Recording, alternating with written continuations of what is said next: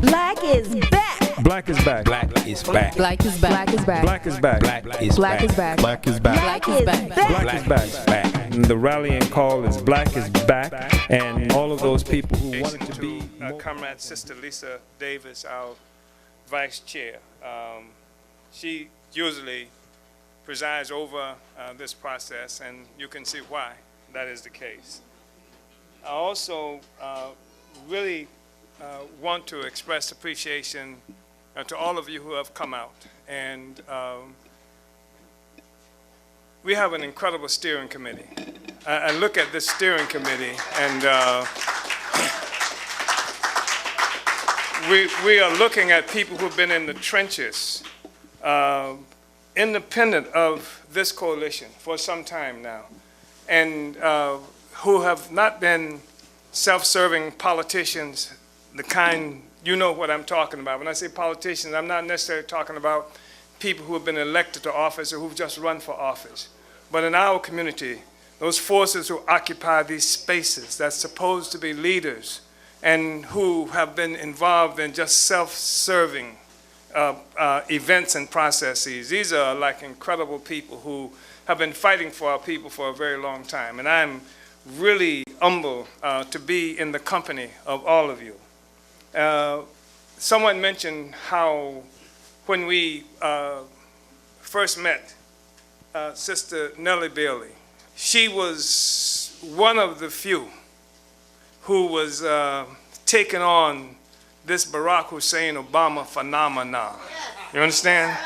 And she was a lonely figure out there fighting against this in our own communities and struggling against those who are in our communities who claim to be revolutionary, et cetera, who had decided that they were going to join the Democratic Party indirectly through hooking up with Barack Hussein Obama. And we were really proud to meet her. And then this comrade who is one of the founding members of our coalition, who I think is truly under-recognized in the struggle of our people in this country, Glenn Ford. You know, Glenn Ford, who, when you call him up, you think for a minute that you've got that computer on the other side, you know that. But he was also out there, and he debated anybody. He got into anybody who wanted to struggle around this question of Obama. Glenn took them on and devoured them, you know. And sometimes he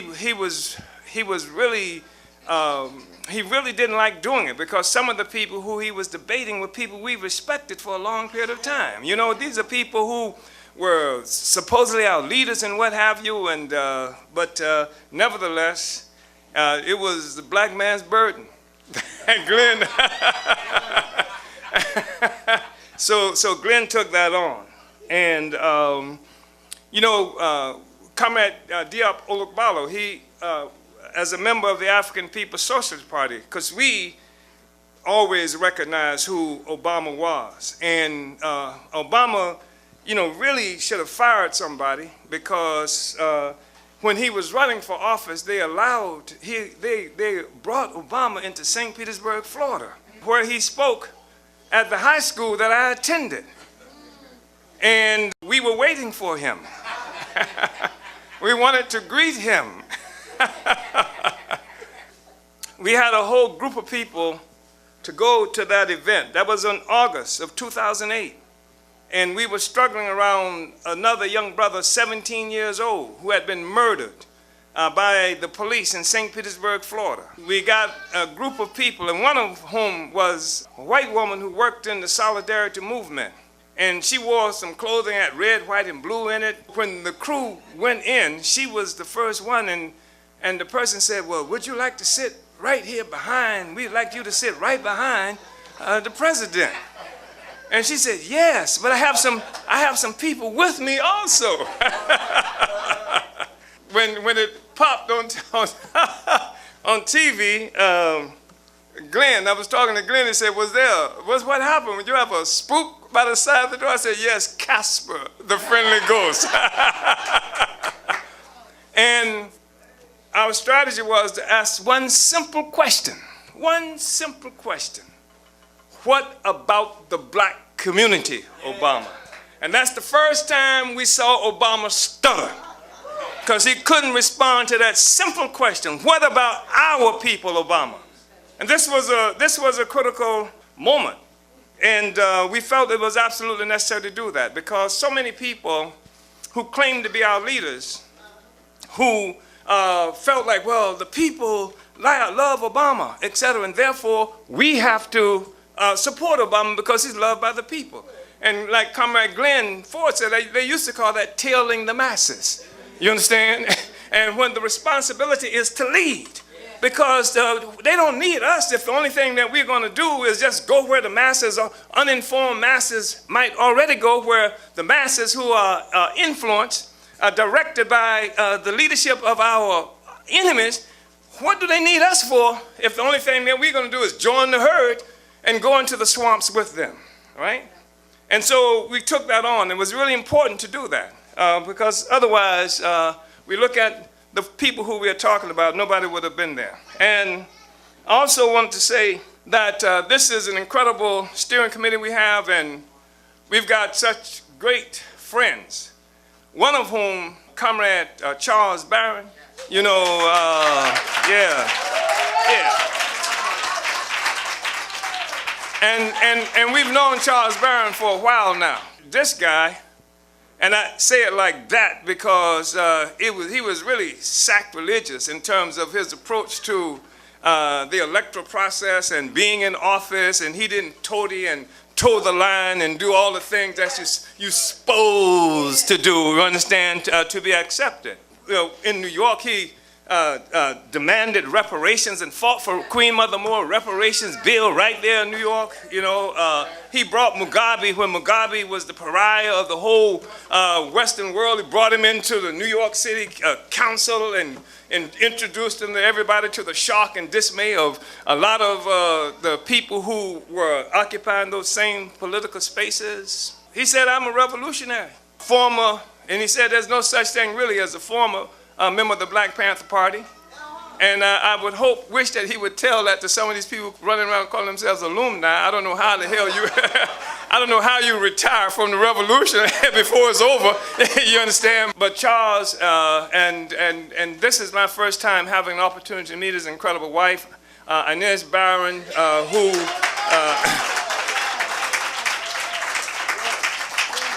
and she's going to be one of our presenters. She is in the city council. Charles is now in the state assembly. One reason that we're having this meeting, this discussion on today, is the defeat of our revolution in the 1960s. And some people have had a real difficult problem accepting the fact that our revolution was defeated. There are graveyards all around this country and people who are still in prison due to that. Malcolm is dead, King is dead, the co-founder of the African People's Socialist Party was killed. Scores of people are in prison. Sundiata is still locked up, and Daruba, well, he was, finally free, but there are others who are still locked up today. Our revolution was defeated. And if you don't understand that, you can't understand Obama. You understand? Because there are people who put forth slogans and posters and bumper stickers that would show Malcolm and King and Obama as though they were graduations of our historical struggle, when the fact is that Obama is the clearest evidence of the defeat of our revolution. There's no way that Obama could have won an election in this country if the revolution was still alive, because Obama would have had to say something about black people if the revolution was still alive, and white people would not have accepted a nigger running around here talking about black power, black reparations, and black people have to be free. It was precisely because we had been silenced that he could use the advantage of having that black face, right? That black face that showed that the black population, the black revolution had been defeated and we were tame. He was the noble Negro that was supposed to represent us all. And he was only able to do that because our revolution was defeated. But I wanted to say that it was that defeat that makes it necessary for us to be here today, because some of us were around in the later 1960s when we were grappling with this whole question of electoral politics. And it never was satisfactorily resolved within the context of the movement itself. Should we involve ourselves in elections and electoral process? And because of the circumstances, there was a one-sided kind of discussion where some people saying this is the only way you can advance is through elections, and you gotta become a part of the Democratic Party usually, or some other method of being elected to office. And I want to say something about how that came to be and what the consequences of that was in terms of the demoralization of huge sectors of our population. African people, we are told often and reminded often by black liberals that we fought and died for the right to vote, and now nobody votes. And like suddenly, African people who would risk our lives under the worst, most horrible, brutal circumstances in this vicious hellhole that they call the United States of America, to register to vote, that suddenly, after doing all of that, we went crazy and said, okay, we ain't gonna vote, right? Like something is wrong with us. Something is wrong with the masses of people because they don't participate in the electoral process. And I'm telling you that if people are hungry and food is made available, they will eat. Yes, that's right. They will eat. And if people are not eating this, it's because they see that it's poisoned meat.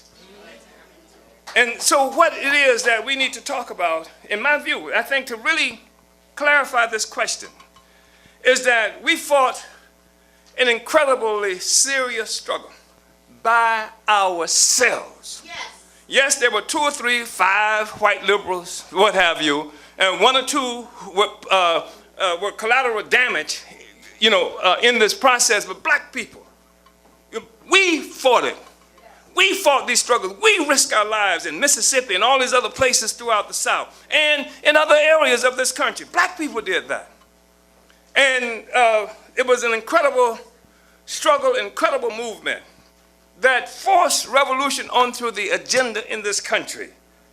And it was the black revolutionary movement in this country that took white women out the kitchen, took white homosexuals out the closet, and raised up the whole notion of participating in revolution. Even during this time, when you go back to the McCarthy era, this is something that's really close to me because it was a very dangerous period, similar to this period right now, where the crisis of imperialism sees that even an assault on what is ordinarily called democratic rights within the imperialist system. And during this time, when Rosa Luxemburg was executed and the Communist Party of the US went underground running for their lives and what have you, and McCarthy was the figure of fascism, we were told, fascism, fascism, fascism. But our struggle, we never stopped to fight McCarthy. We fought the damn system. And what it was that kept the society open in this country was Fannie Lou Hamer, was black people around this country who were fighting for black rights and black power. That's the thing that kept the society open. And it's really important to have this discussion. The one reason it's important to have this discussion is because sometimes when you see this crisis, and it is something extraordinary happening at this moment in history, I'm not ignoring that, something extra, and it's dangerous that's happening in this moment in history, but how do we interpret this, right? Because the fact is that African people here and around the world have caught as much hell under democratic capitalism or democratic colonialism as we have under fascist colonialism or capitalism. The anti-fascist French, the French were anti-fascist, part of a whole anti-fascist United Front and what have you. The anti-fascist French held Algeria under colonial domination, held Vietnam under colonial domination. And even as they were fighting against fascism, they were killing niggers in Algeria and killing Vietnamese in Vietnam. So when the Portuguese left, approached Amilcar Cabral, who was leading a struggle in Portuguese-occupied territories on the continent of Africa. And they told him, because at this time Portuguese existed, Portugal, it was under fascist dictatorship.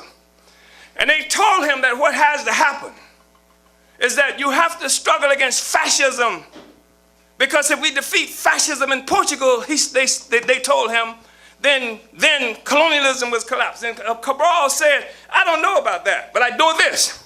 If we defeat colonialism here in Africa, fascism will fall in Portugal, and that's exactly what happened. That's exactly what happened. Because the entire capitalist edifice rests upon the foundation of colonialism of African and oppressed peoples around the world. Destroy the pedestal, and the rest of the stuff will come tumbling down. We are a critical component in the struggle to destroy capitalism. We must not sacrifice that. Must not sacrifice that. One.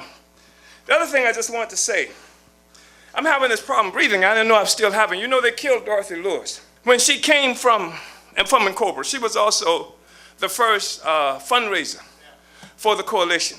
And she went to South Africa. When she went flying into South Africa, they come into the airplanes. When you're coming from Black Africa, they come into the airplanes and they spray the airplanes with insecticides. When the plane landed in South Africa, they had to rush her straight to the hospital where she stayed for a couple of months. And then after she left there, she went to the hospital here in the United States, and she died shortly after that. I just left South Africa. And going into South Africa from Ghana, they come through and they spray the airplanes. And when we landed in South Africa, I'm walking in the airport, and I'm experiencing shortness of breath. And thinking maybe it's the altitude or something like this. I'm questioning, could that be a factor? It's lasted for a while, and see, up to now, it's lasting, and discovered that it was the insecticide that they sprayed, and investigated and found out that the symptoms include like asthma-like things and shortness of breath. I didn't know that I was still affected as much as I am today, but I just wanted to offer that explanation. And then they do the same thing, come back from South Africa. See, they do that leaving Black Africa. South Africa is not considered Black Africa, you understand? Because the white people have been there, etc. So you're coming from Senegal, you're coming from Ghana, you're coming from places like going into South Africa, they come in and spray because you're supposed to have ticks and fleas, etc., etc. And I don't even want to tell the story about ticks and fleas and whose bodies they're more likely to inhabit. You understand?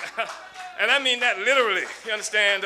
Anybody went to integrated schools and have seen that and gone and watched picking the things out of the hair and shit. They don't do that in Black people's schools, you understand?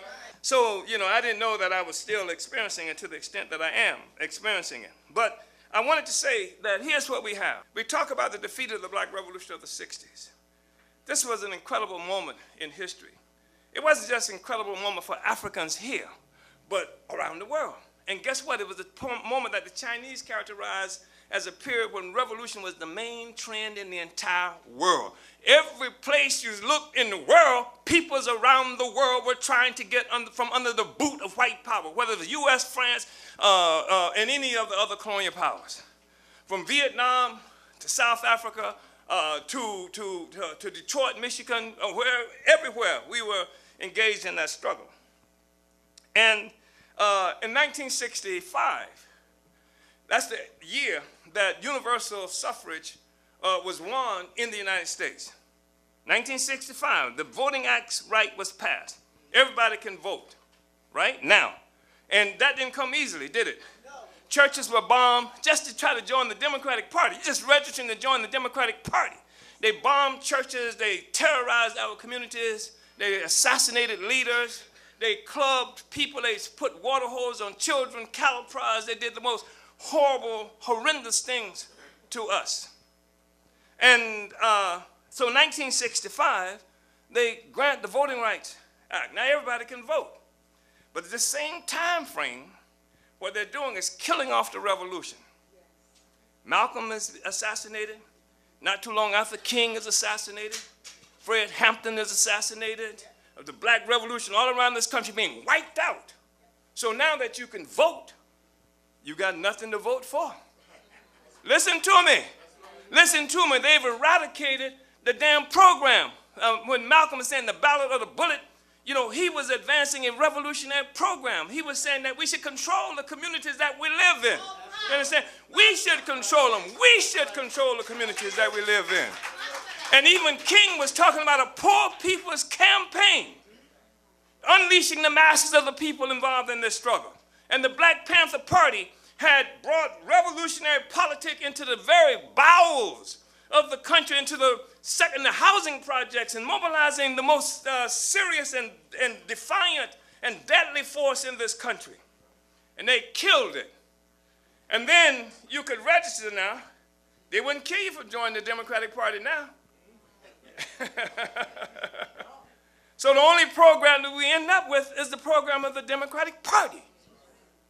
And so you say, why black people won't vote? We really never were interested in the Democratic Party. We were interested in all those things that voting was supposed to provide for us.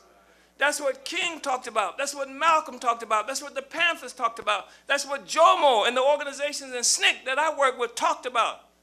This nonsense, it's incredible to live in an era and a period where the highest expression of revolutionary articulation in the electoral process is this old white man who's running around talking about possibly $15 an hour over a period of time, and calling it socialism, and calling his program revolutionary. That's no revolution, as Malcolm X might say it. Revolution is based on what? Say it. Land. Land is the basis of revolution. And he talked about how you get it. He said that when you talk about revolution, the motives of a revolution. What are the motives? $15 an hour over a period of time? Maybe. So that's a different kind of politic. And the very same Negroes who were opposed to the Black Power movement, who were opposed to the Black Revolution of the 60s, as soon as they killed the revolutionaries and jailed them, they raised them up as representing Black Power. And I'm looking at this. These are anti-Black Power forces, and suddenly they represent Black Power. The new Black Power.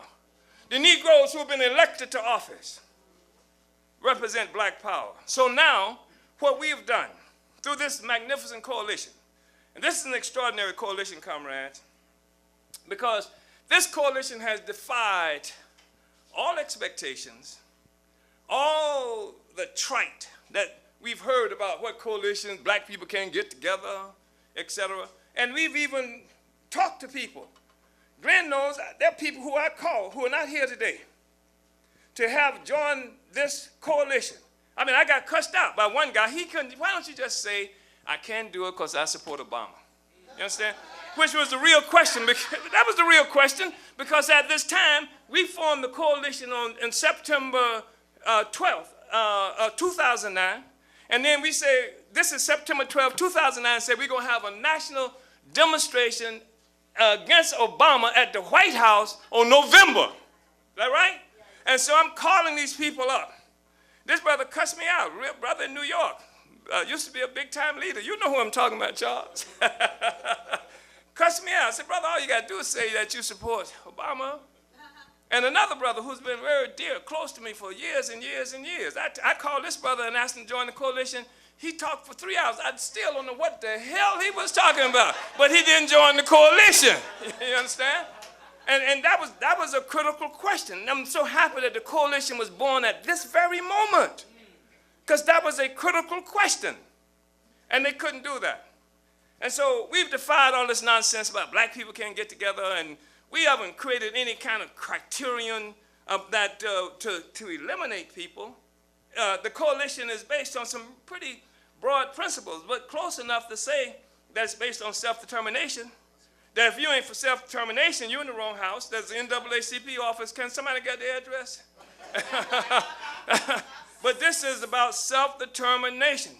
We've concluded that the highest expression of democracy is self-determination. If you don't have self-determination, you got no democracy, no matter what it's called, right? And so that's what this coalition is about. And I want to just share this with you. How am I on the time? Please, somebody. You got 20 minutes. Oh, won't need that much time. That's what, all those people who plan to talk forever always say. Keep you from throwing things out. So I had a witness there.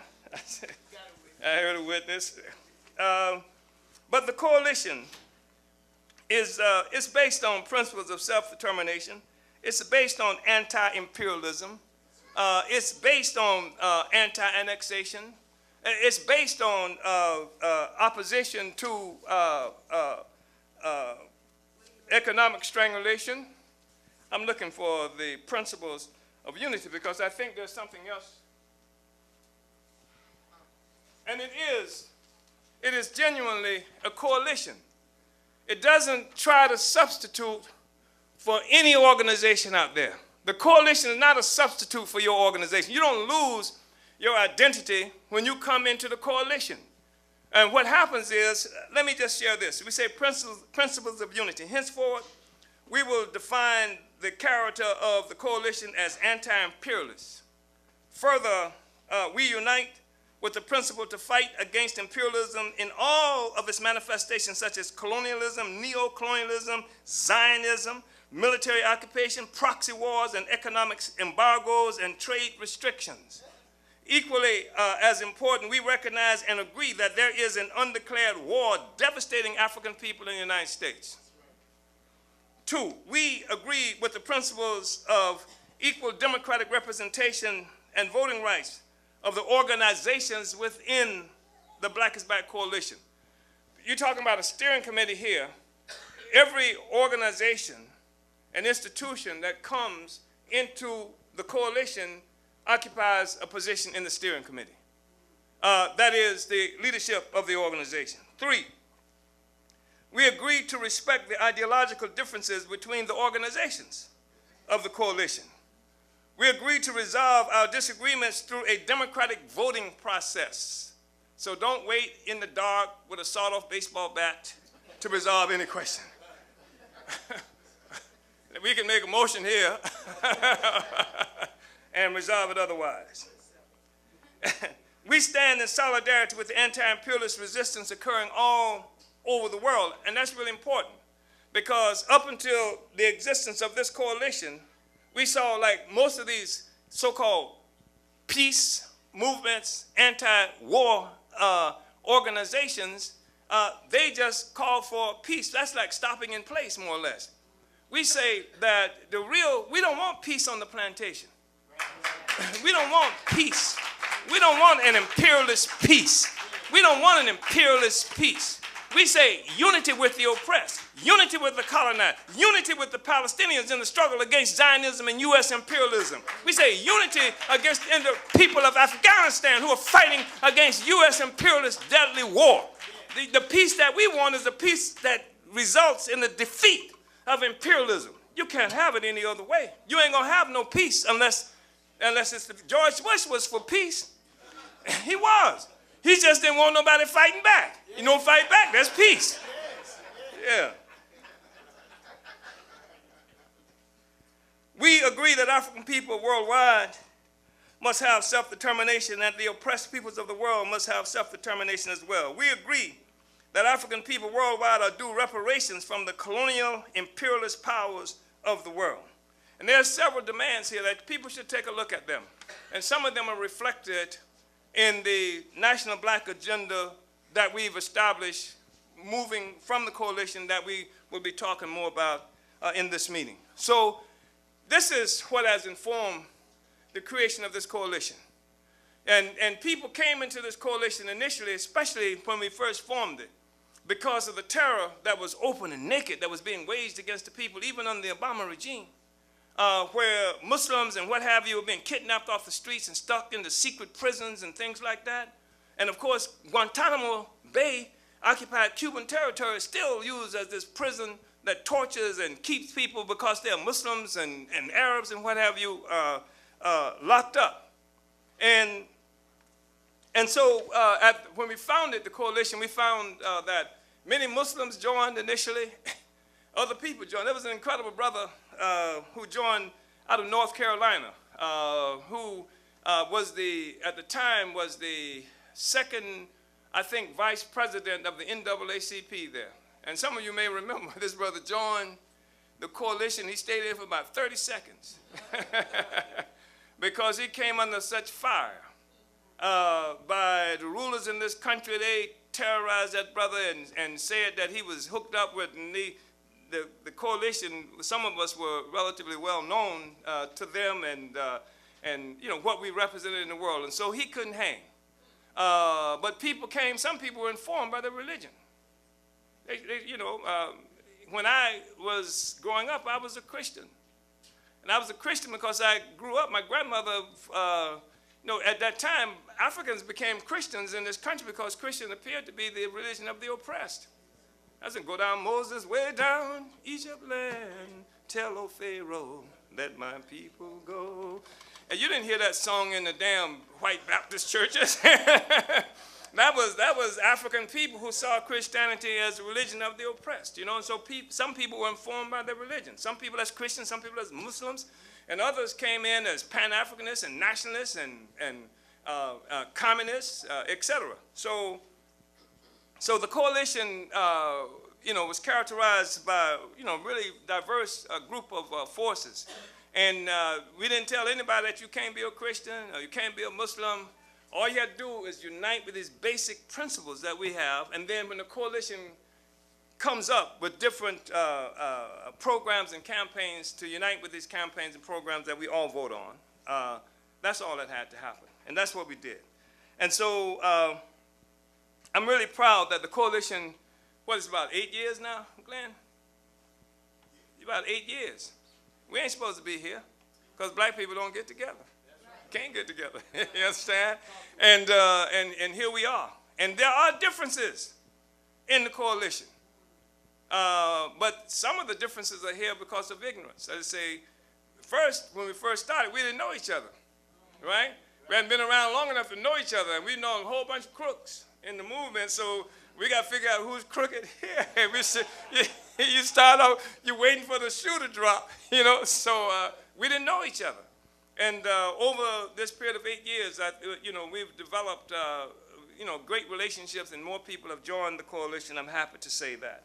So this whole issue of electoral politics has been left only for the African petty bourgeoisie, the lickspittles, the neo-colonial would-be leaders are the only ones who we've left that arena just to them. And they've been able to participate in this arena and to give the impression that they represent African people. Yes. Because there has never been a contest inside that arena. They didn't have to fight us in that arena. They didn't have, because they'd kill us off. They'd jail us, kill us off. They didn't have to defend themselves in that arena. Where so many people right now, because we have been knocked out of the box, have seen the political life occur. So many people see it occurring just in that electoral arena. So we're invading the electoral arena. It's an invasion.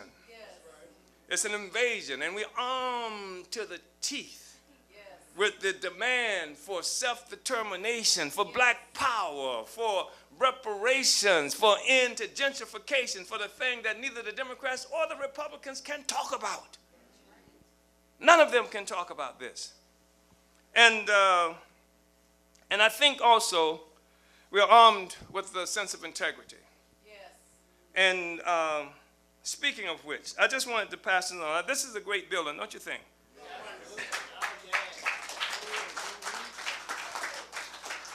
And that's the way we are, because we feel like if you got a theory that can't be implemented, it's wasteless, it's worthless. It's useless as used toilet paper.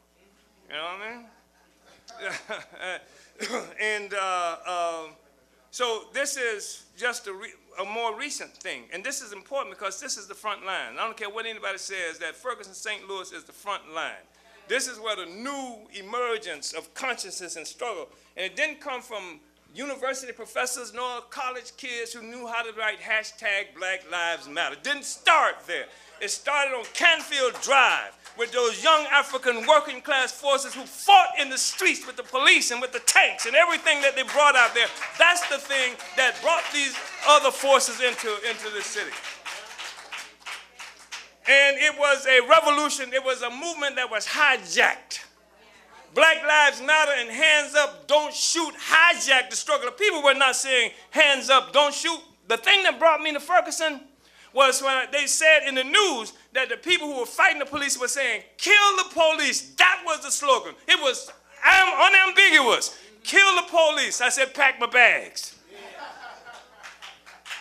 This was the place. It's happening again. Last time we heard kill the police, it was said differently. You remember what it was? Off the pigs. That's what we were hearing from the streets right here. And they sent in, there were more sellouts in Ferguson, sent to Ferguson per square inch than any place in this country. Everybody was here. Every sellout you can think of was sent into Ferguson. Soros sent in millions of dollars. Soros Foundation, the Ford Foundation, the Democratic Party, all kinds of money they put here to raise up a new, young, youthful group of sellouts. And some of them were bold in their sellout. I'm not saying that they were punkish and cowardly. They were bold sellouts. They would block a street and sell out. You remember how Al Sharpton used to have these demonstrations, get to capture the masses of people who wanted to fight? And Sharpton was a bold sellout. Where the other sellouts would just grab people and go down and pray and beg, Sharpton would grab people and go down and boldly pray. A militant prayer. You wouldn't find a more militant prayer than you got from Al Sharpton. You understand? And they exhaust the masses of the people when they do that kind of stuff. And misdirecting, we saw so many people right here in this area who were wasted through that process. And some of them call themselves, they run for office of the misery of the people. And they've approached us here. Because in 10 months, we've done what none of these elected officials have done since they've been here.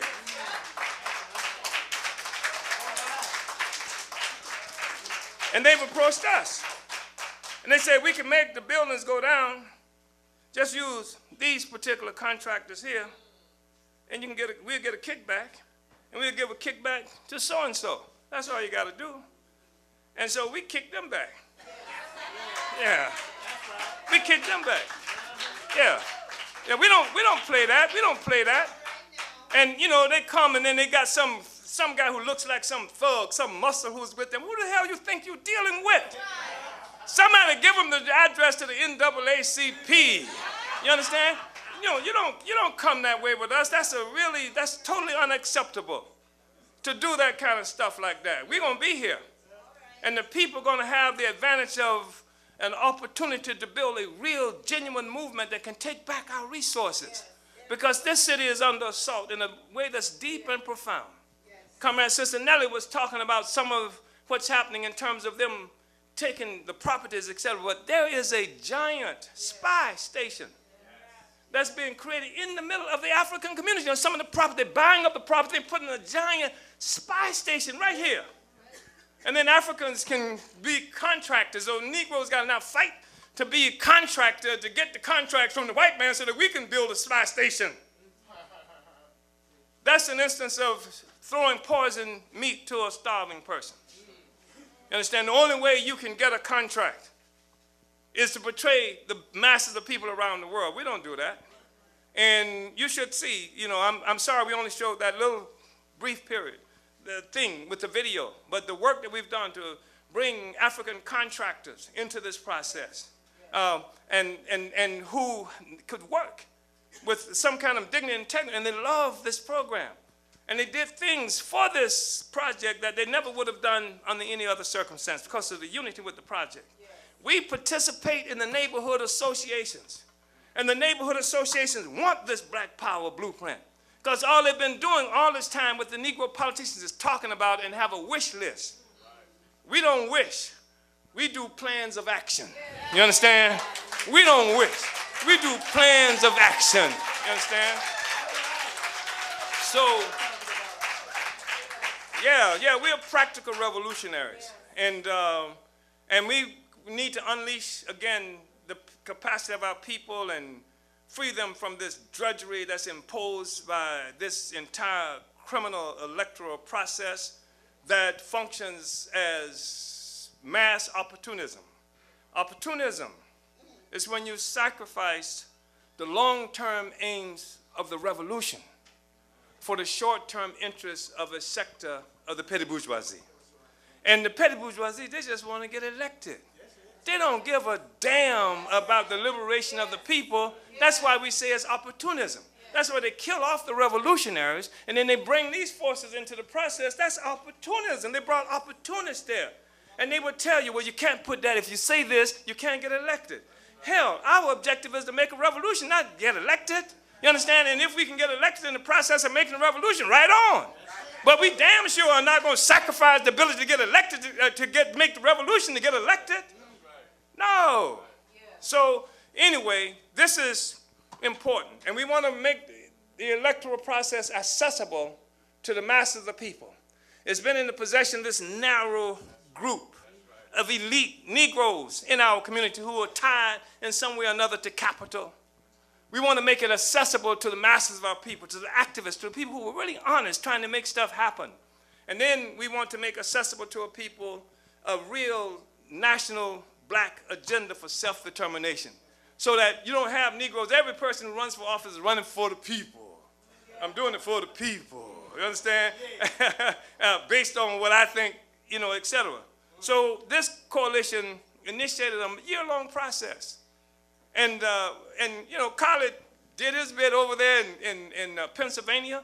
We had something like 10 statewide conventions to take this a program to the people. And then we had in addition to that, one in Washington, D.C., the District of Columbia, and then we had a national convention in Washington, D.C. Here's the program. People were ecstatic about that program, and that's the people's program. And now this is something that provides some kind of leadership for our movement. This is what we're fighting for. This is what we're demanding everybody else to come to. Next time, we don't have to say, what about the black community, Obama? We say, what about point number 3 on the national black political agenda, Obama? You understand? That's how we are going to be doing that. So I want to thank you very much. I think I'm still within the time frame. Okay, well, I'm going to go ahead and thank you, everybody. And this is incredible. This is as miraculous as walking on water and virgin birth. I'm going to concede the next 5 minutes. Black is back. Black is back. Black is back. Black is back. Black is back. Black is back. Black is Black back. is back. Black is back. Black is back. Black is back. Back. And the rallying call is Black is back.